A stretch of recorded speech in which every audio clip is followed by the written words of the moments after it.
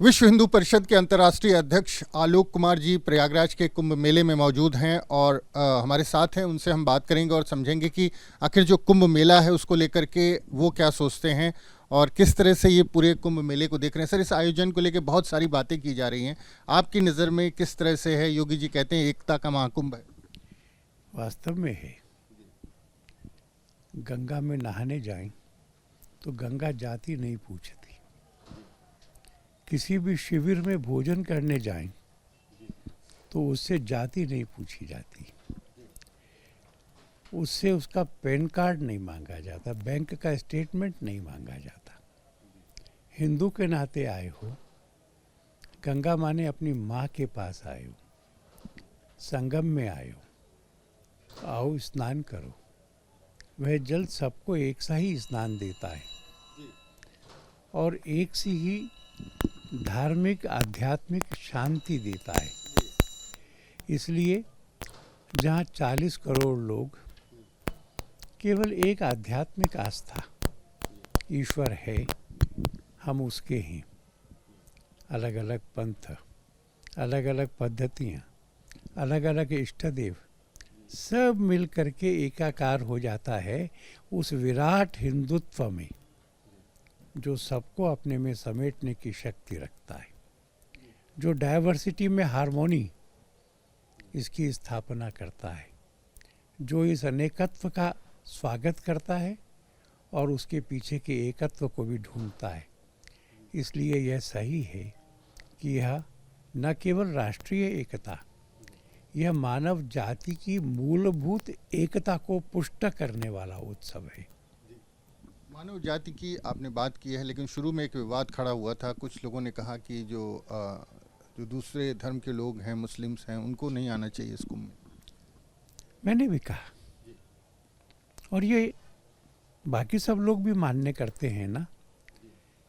अगर मैं मन में अच्छा भाव रख कर के मक्का के दर्शन करना चाहूँ, उसमें जो बीच में बना हुआ है और एक बड़ा काला पत्थर है, और जो वहाँ जमजम का कुआं है जिसका पानी पीते, मैं अगर आदरपूर्वक भी जाऊं तो मैं 200 किलोमीटर दूर रोक दिया जाता हूं।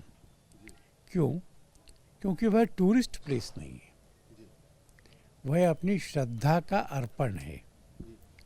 और इसलिए जिनको श्रद्धा है वो आए, जो केवल घूमने और तफरीह करने आती हैं उनको अपने लिए अलग समय ढूंढना चाहिए।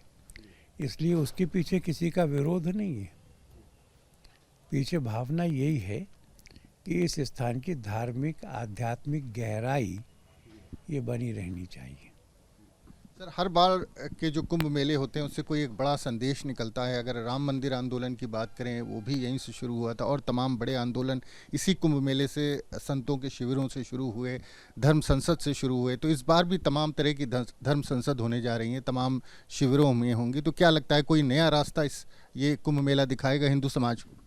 हम लोग तो धर्म संसद नहीं कर रहे, हमारे मार्गदर्शक मंडल की बैठक है।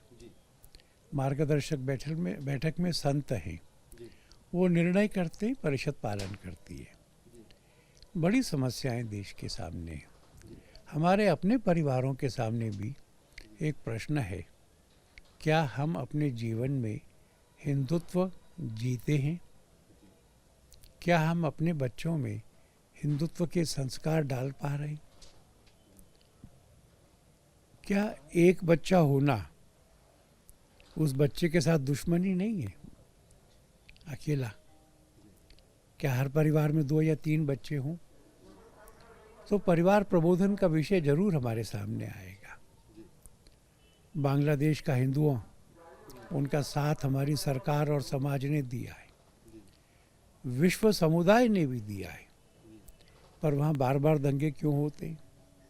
वहाँ का हिंदू सुरक्षित रहे। हमारे मंदिरों को सरकार क्यों चलाती है? और आंध्र में, तमिलनाडु में, बाकी जगह भी कम ज़्यादा मंदिरों की आय का 12% सरकार के खजाने में जमा करो, ऐसा कानून कहता है।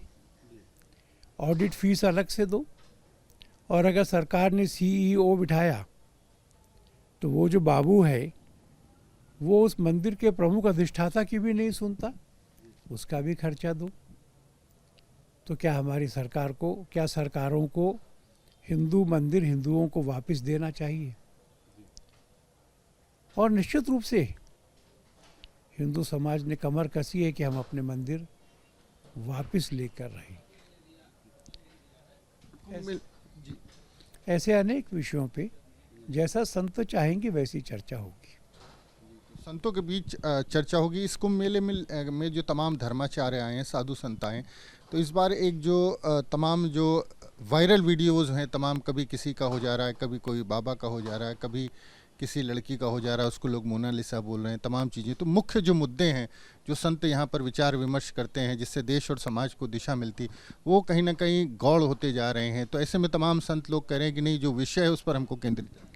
बिल्कुल सही कह रहे, सबको अपनी जिम्मेवारी समझना पड़ेगा।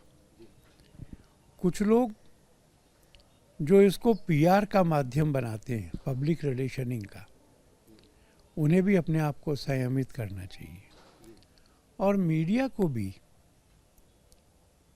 मूल मुद्दों की ओर ध्यान जरूर रखना चाहिए। हम विश्व हिंदू परिषद प्रयत्न कर रही है कि जो गंभीर संत हैं वो हिंदू समाज का क्या मार्गदर्शन करते हैं उस पर फोकस हो, जितनी मात्रा में हो पाएगा उतना होगा। अच्छा, कुंभ मेले की शुरुआत में एक सवाल ये भी उठाया गया, एक विवाद खड़ा किया गया, कहा गया कि ये जहाँ पर हम लोग बैठे हैं ये सारी ज़मीन वक्फ बोर्ड की। ये कुंभ तो तब से होता है जब मोहम्मद साहब थे नहीं, हजारों वर्षों से होता है। बारिश आती है, बारिश चली जाती है, गंगा मैया जितनी जगह छोड़ती हैं उस जगह पर होता है। कुछ शरारती और दंभी लोग इस तरह के जुमले उठाते हैं अपने समाज में प्रतिष्ठा पाने के लिए।